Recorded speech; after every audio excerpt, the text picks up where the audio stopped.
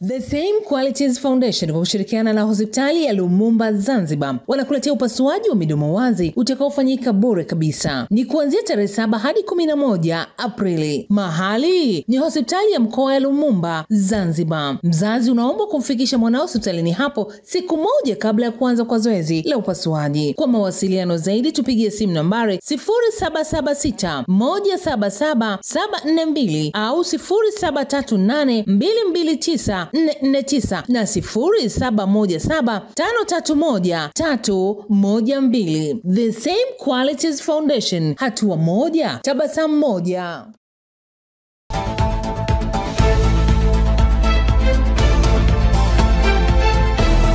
Na kusalimu popote pale ulipo mtazamaji wa SKF TV, karibu sana katika taarifa ya habari leo, ikiwa ni Machi 20, 2025. Matangazo yetu yanarushwa live kupitia studio zetu zilizopo Panjiro, Arusha, Tanzania. Endelea kutufuatilia kwenye mitandao yetu ya kijamii kupata taarifa mbalimbali ambazo tunakuandalia kila siku. Endelea kusubscribe, kulike pamoja na kucomment. Karibu sana, tukianzia kule mkoani Morogoro.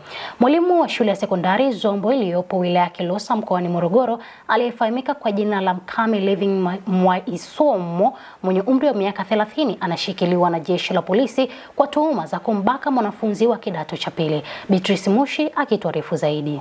Akizungumza na waandishi wa habari leo Machi 2025, kamanda wa polisi mkoa wa Morogoro SACP Alex Mkama amesema tukio hilo limetokea Machi 19, 2025 majira ya asubuhi katika shule ya sekondari Zombo, ambapo mwanafunzi wa kidato cha pili mwenye umri wa miaka 16, jina limehifadhiwa, alifanyiwa ukatili wa kubakwa na mwalimu wake wakati akiwa ndani ya ofisi ya mwalimu mkuu wa shule hiyo alipokuwa ametumwa mwongozo wa somo. Kamanda Mkama amesema mwalimu huyo amekamatwa baada ya mwanafunzi aliyefanyiwa ukatili huo kutoa taarifa kwa jeshi la polisi, huku uchunguzi wa awali umebaini chanzo cha tukio hilo ni mmomonyoko wa maadili. Jeshi la polisi mkoa wa Morogoro linathibitisha kwamba limemkamata mwalimu Mkame Living Mwaisomo. Huyu ana miaka 30, ni mwalimu wa shule ya sekondari ya Zombo iliyopo wilaya ya Kilosa mkoa wa Morogoro kwa tuhuma za kumbaka mwanafunzi wake wa kidato cha pili. Hili tukio limetokea tarehe 19 mwezi huu wa 3 muda wa asubuhi huko katika shule ya sekondari ya Zombo iliyopo kijiji na kata ya Zombo wilaya ya Kilosa, ambapo mwanafunzi jina lake tunalihifadhi kwa sababu za kimaadili, jinsia ya kike, mwenye umri wa miaka 16 wa kidato cha pili, alifanyiwa ukatili au kubakwa na mwalimu wake wakati wakiwa ndani ya ofisi ya mwalimu mkuu wa shule hiyo alikokuwa amemtuma kwenda kufuatilia mwongozo wa somo au lesson plan. Kwa hiyo akiwa huko, na huyu mwalimu alikuwa anakaimu mwalimu mkuu kwa siku hiyo, kwa hiyo alimtuma wanafunzi kwenda ofisini na baadaye alimfuatilia kule na kumfanyia vitendo vya ukatili. Mtuhumiwa amekamatwa baada ya mwanafunzi aliyefanyiwa ukatili kutoa taarifa kwa jeshi la polisi. Uchunguzi wa awali umebaini kuwa chanzo cha tukio hilo ni mmomonyoko wa maadili, lakini uchunguzi wa kisayansi unaendelea ili kukamilisha upelelezi. Shukrani sana kwa taarifa hiyo. Lakini pia vile jeshi la polisi mkoa wa Mwanza linamshikilia mwalimu wa shule ya msingi Nyamampande iliyopo wilaya ya Sengerema kwa tuhuma za kumbaka mwanafunzi wa kidato cha 3 wa shule ya sekondari Nyamampande aliyekuwa anaangalia mpira nyumbani kwa mwalimu huyo. Tupate taarifa kwa undani. Jeshi la polisi mkoa wa Mwanza linamshikilia mwalimu wa shule ya msingi Nyamampande iliyopo wilaya ya Sengerema kwa tuhuma za kumbaka mwanafunzi wa kidato cha 3 wa shule ya sekondari Nyamampande aliyekuwa anaangalia mpira nyumbani kwa mwalimu huyo. Kamanda wa polisi mkoa wa Mwanza Willibrod Mutafungwa amesema tukio hilo limetokea tarehe 24 ya mwezi wa pili mwaka huu majira ya saa 5 asubuhi nyumbani kwa mwalimu huyo aitwaye Edwin Matthew Temba mwenye umri wa miaka 37 wakati wakiangalia mpira na mwanafunzi huyo ndipo akambaka. Mwanafunzi wa kidato cha 3 shule ya sekondari Nyampande ambaye umri wake ni miaka 16, ambaye jina lake tunalihifadhi kwa mujibu wa sheria, huyu alibakwa na mwalimu wake ambaye mwalimu huyo anaitwa Edwin Matthew Temba na miaka 37. Ni mwalimu wa shule ya msingi Nyampande, mkazi wa Nyampande wilaya Sengerema. Na tukio hilo la kikatili la ubakaji lilifanyika wakati binti huyu ameitwa hapo kwa ajili kwenye nyumba ya mwalimu kwa ajili ya kuangalia mchezo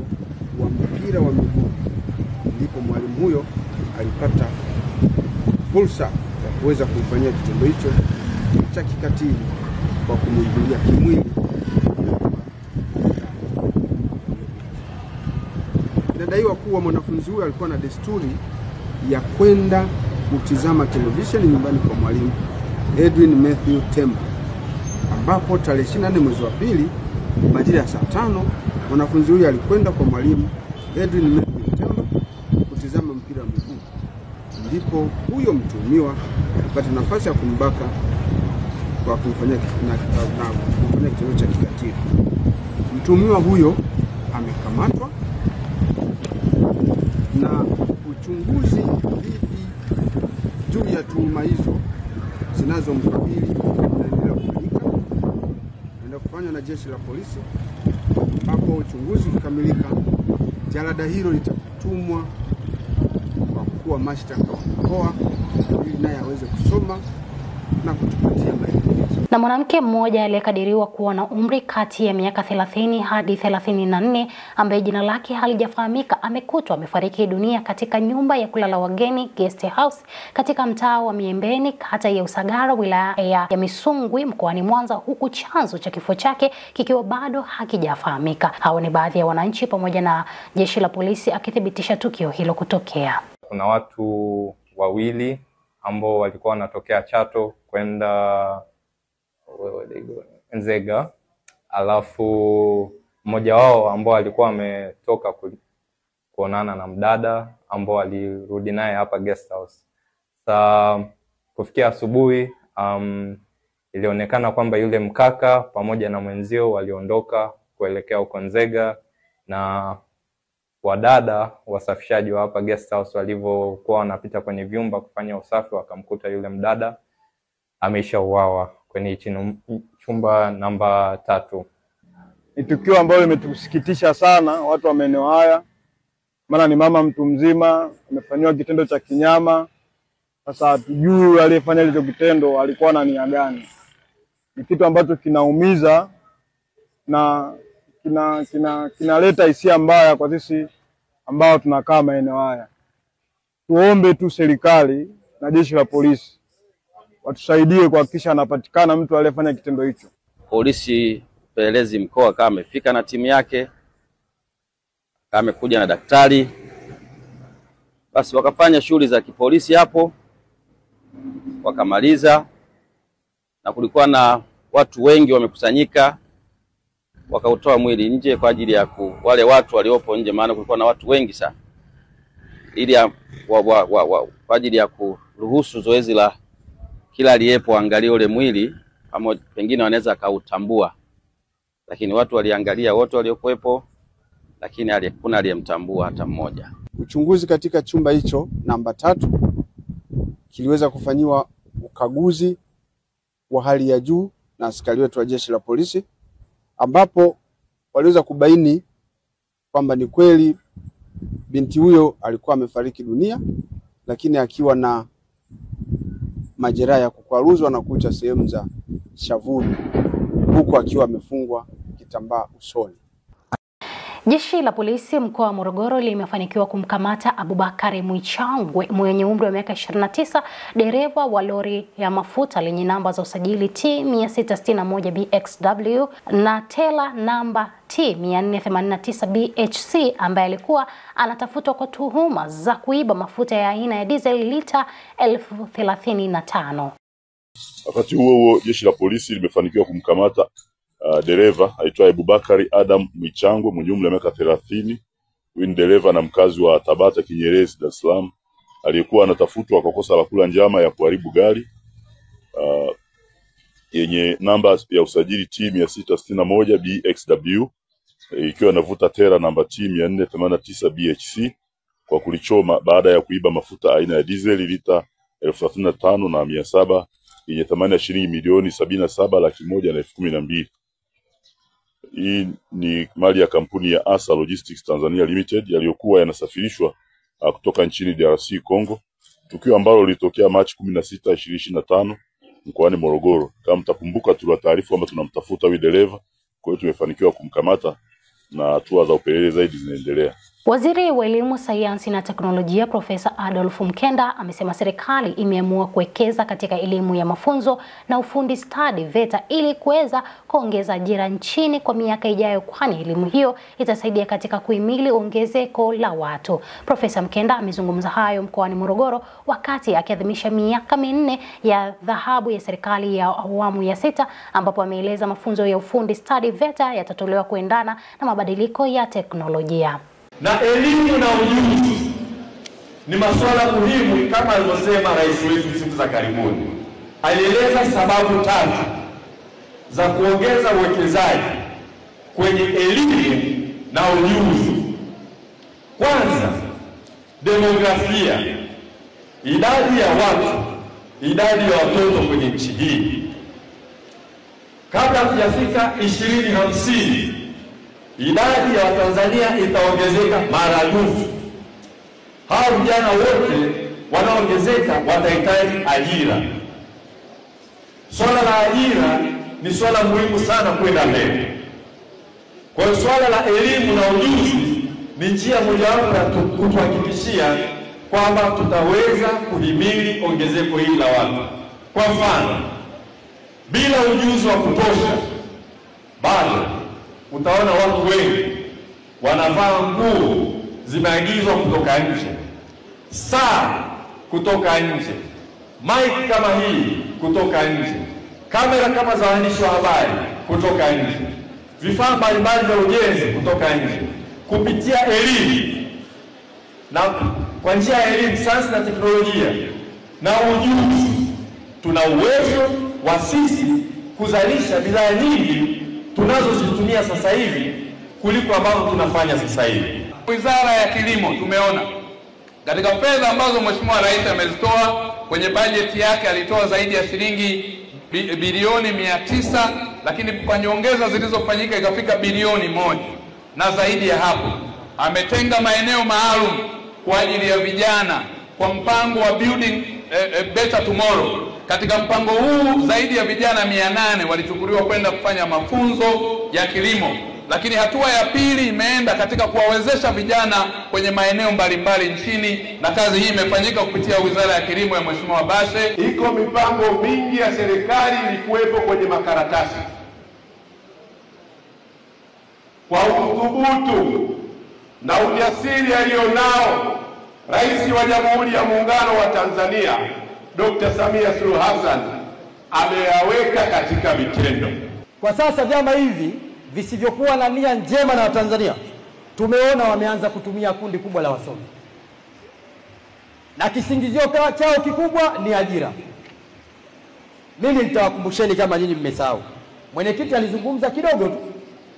Katika kipindi cha miaka 4 ya kazi ya utendaji wa rais wa awamu ya 6 wa Jamhuri ya Muungano wa Tanzania, Mheshimiwa Daktari Samia Suluhu Hassan ameweza kutekeleza miradi mikubwa katika wilaya ya Tunduru na mkoa wa Ruvuma, ikiwemo miradi ya umeme, maji na barabara. Pantaleo Lugwisha akituarifu zaidi. Katika kipindi cha miaka 4 ya uongozi wa rais wa awamu ya 6 wa Jamhuri ya Muungano wa Tanzania, Mheshimiwa Daktari Samia Suluhu Hassan, miradi mikubwa ya maendeleo imeendelea kutekelezwa katika wilaya ya Tunduru na mkoa wa Ruvuma. Miradi hiyo inajumuisha upanuzi wa huduma za umeme, maji na uboreshaji wa miundombinu ya barabara. Kuelekea uchaguzi mkuu ujao, mwenyekiti wa Chama cha Mapinduzi CCM mkoa wa Ruvuma, ndugu Odo Mwisho, amewahimiza wananchi kumchagua kiongozi anayefahamu matatizo na changamoto zao, huku akisisitiza umuhimu wa usimamizi mzuri wa miradi ya maendeleo. Akizungumza na viongozi wa ngazi ya kata, tawi na shina wa CCM katika jimbo la Tunduru Kaskazini linaloongozwa na mbunge Mheshimiwa Hassan Zidadu Kungu, Odo Mwisho amesema ilani ya CCM imetekelezwa kwa ufanisi katika jimbo hilo kutokana na juhudi za mbunge huyo katika kutatua changamoto za wananchi. Sasa lazima tuweke watu madhubuti wanao toa huduma kwa wananchi. Hatutaki upendeleo. Hii kazi sio upendeleo. Hii kazi ni ya kutoa huduma. Diwani lazima ujitoe, na wabunge hivyo hivyo. Bunge ni yule ambaye anajali shida za wananchi. Leo nimekwenda mpaka Nikamuuliza, Hassan, huko unakokwenda umefanya nini? Anasema, mwenyekiti, nimepeleka kituo cha afya, lakini kwa sasa barabara iko karibu kutengenezwa, fedha zimeshapatikana, barabara ile itachoma, mkandarasi ameshapatikana, ataanza kazi muda sio mrefu. Yaani unaona kabisa ukumuita hata usiku wa manane, Hassan anajua nini anakifanya kwenye jimbo lake, changamoto za wananchi wake zikoje, na anazifuatilia na anazisimamia. Sasa tunataka wa aina ile, wabunge wa namna hiyo. Sijui umenielewa ndugu zangu? Ndio. Kwamba mtu anakweli anaishi kwa shida za wananchi, anayaishi matatizo yao, lakini anaishi mafanikio. Nimekwenda kule na Mpungu, nimekuta umeme umefika mpaka kijijini, na wenyewe wamekiri kweli tumeletewa umeme. Tunamshukuru Daktari Samia Suluhu Hassan. Ndio tunataka kuongoza, na tumewaambia umeme ule umefika ngazi ya vijiji. Sasa serikali inaendelea kupeleka umeme ngazi ya vitongoji. Mkandarasi wa kusambaza umeme wilaya zetu za mkoa wa Ruvuma ameshapatikana, na wako kwenye maandalizi ya kuleta vifaa kwa ajili ya kusambaza umeme sasa kwenye vitongoji. Kwa hiyo na kata na Ndembo mjiandae kwa kuwekewa umeme kwenye vitongoji vyenu. Hiyo ndio kazi ya bunge, hiyo kazi ya serikali ya Dr. Samia Suluhu Hassan. Anashusha vitu, huna haja ya kuhangaika. Sasa hivi miradi ya maji inaendelea kutengenezwa katika maeneo mbalimbali, na inatakiwa kwa dhamira ya Daktari Samia Suluhu Hassan, anataka sio tu kumtua mwanamke ndoo kichwani kutumia mabomba ya pamoja, anahitaji na anakiu kuona wananchi wanaingiza maji kwenye nyumba zao. Sasa haya ndio ambayo matarajio ya Daktari Samia Suluhu Hassan. Kwa hiyo wakati tunaelekea kwenye uchaguzi huu, lazima tujipange, tuwapate viongozi wanaohusika kwa wananchi, wanaofanya kazi ya maendeleo kama alivyo diwani wenu, kama alivyo mbunge wenu. Hapo mengine ya ubabaishaji hatutayapata nafasi, hatutayapa nafasi. Nikushukuru sana mtazamaji wa SKF TV kutenga muda wako wa thamani sana kutazama taarifa hizi za jioni. Kwa niaba ya wale walioshiriki kuandaa matangazo haya, lakini pia nizidi kukusisitiza kuanzia tarehe 7 hadi tarehe 11 kambi yetu ya matibabu ya upasuaji wa mdomo wazi unaofanyika bure kabisa utakuwa unaenda kutoka katika hospitali ya Lumumba Zanzibar tarehe 7 hadi tarehe 11. Mfikishe mtoto wako siku moja kabla ili aweze kupatiwa huduma hiyo, lakini pia yoyote atakayesikia taarifa hii amjuze na mwingine ili aweze kufika kabisa, na huduma zetu tunazitoa bure kabisa. Usichelewe, ufike mapema. Mimi hapa ninaitwa Pendo Gorton, nikutakie wakati mwema. The Same Qualities Foundation kwa kushirikiana na hospitali ya Lumumba Zanzibar wanakuletea upasuaji wa midomo wazi utakaofanyika bure kabisa. Ni kuanzia tarehe 7 hadi 11 Aprili. Mahali ni hospitali ya mkoa ya Lumumba Zanzibar. Mzazi unaomba kumfikisha mwanao hospitalini hapo siku moja kabla ya kuanza kwa zoezi la upasuaji. Kwa mawasiliano zaidi tupigie simu nambari 0776 177 742 au 0738 229 449 na 0717 531 312. The Same Qualities Foundation, hatua moja, tabasamu moja.